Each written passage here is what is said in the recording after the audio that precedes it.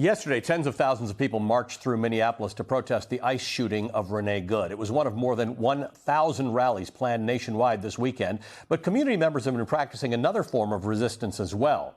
Know Your Rights training sessions to inform immigrants and allies of immigrants of their constitutional rights have become commonplace.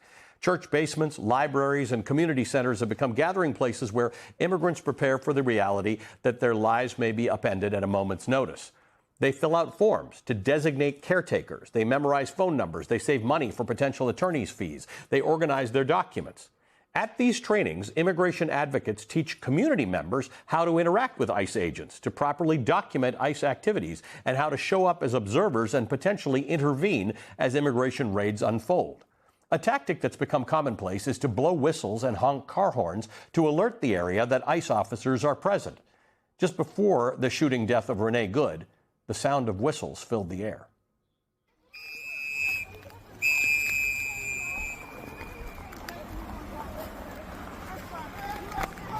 You can hear in this video bystanders, including one whom we believe to be Renee Good's wife, blowing whistles to alert the neighborhood to ICE's presence. In videos from across the country, from Los Angeles to Memphis to Chicago, that whistle sound can be heard consistently. Blowing a whistle at a federal officer, it's not illegal. Filming a federal officer from a public space or in a public space is not illegal. Peacefully protesting ICE actions is not only not illegal, it's constitutionally protected activity.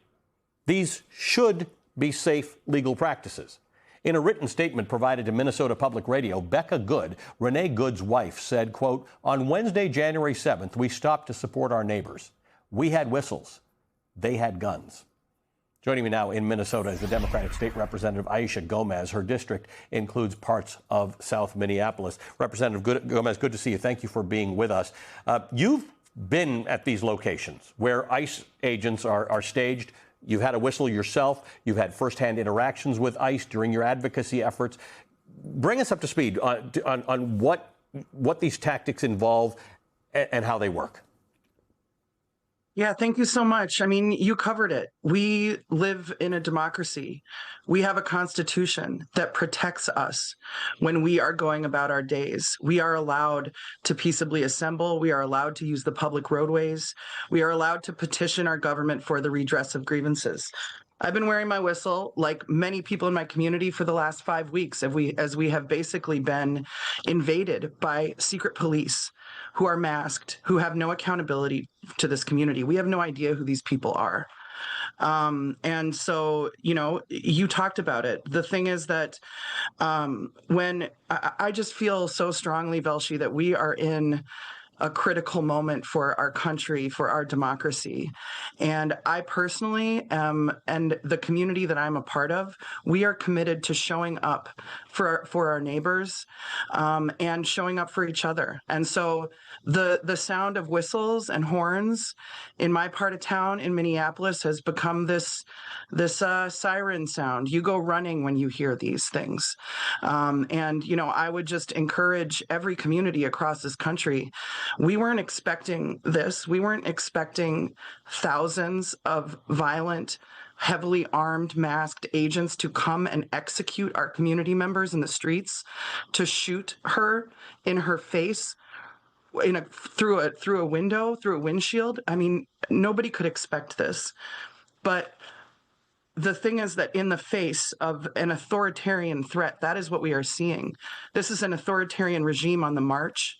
They are using tactics of intimidation and violence and murder, right? Extrajudicial murder in the streets in order to try to control us and in order to try to scare us. And we are called on to be courageous in the face of that threat. So there are two things that my viewers can think about doing. One is the very specific activities that you're talking about, where you go and you participate, you get these trainings, you have whistles, you record things on your phone. It was very helpful that there was a lot of video from Wednesday so that one could refute the accounts that were coming out of the government. The other side is that you had an estimated 10,000 people peacefully protesting last night in Minneapolis, and about 1,000 different protests across the country. We remember what those No Kings protests were. There is a way to indicate your dissatisfaction, your anger at what is going on. The administration would like to say these are lunatic, left-wing, radical, violent Antifa protests, and they just aren't. Just aren't. And the thing is that, you know, this is patriotic Americans have always stood up in this way. This is a part of our history in this country, is that when we have mechanisms in place, the people who founded this country, right, as flawed as the execution of this has been, and as much as we can offer our criticisms and help to move this country toward those ideals, right, of equality and under the law, there are mechanisms literally in the architecture of our country that anticipated tyrants like President Trump and the people who are running our government, and gave the people. The government of the people, by the people, and for the people is imbued with tools for the people to stand up in these cases.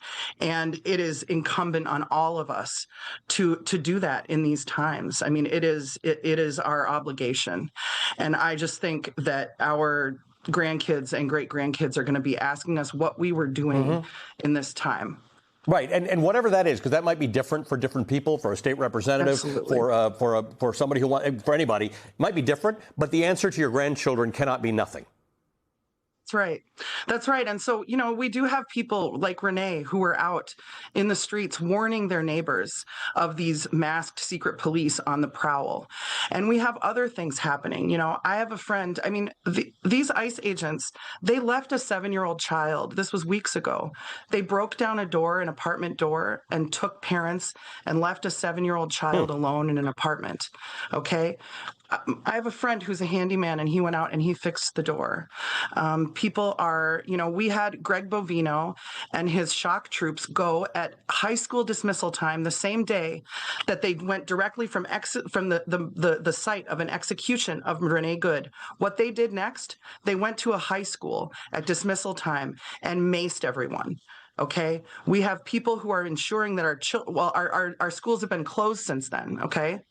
Because of actions of the federal government, our children in my community have not been able to go to school, to get their education and to make sense of this moment, right? But what we have in our community is people ensuring that our kids can get in and out of school. We have people ensuring that folks can go to work, that they have what they need. And so there is a role for everyone in this movement. There is a role for everyone to step up in this time. And if you're in Minneapolis, Defend the 612 is a way to link up. You can find it on Instagram or on the internet. It's a way to link up with your local community defense and rapid response. And these are just regular people organizing themselves. You know, my block has a little WhatsApp chat, and we just, if a neighbor needs groceries or if there's something funny, then we just talk to each other and we try to go and address it, because, you know, we are just completely overwhelmed. I mean, it's hard to express. Like, I can hear the helicopters above me right now. It feels like we are a community under siege, and we have an obligation to respond. But Minneapolis is responding in a way that is peaceful and is well within everybody's rights to respond. So thank you for this. Minnesota State Representative Aisha Gomez joining me from Minneapolis.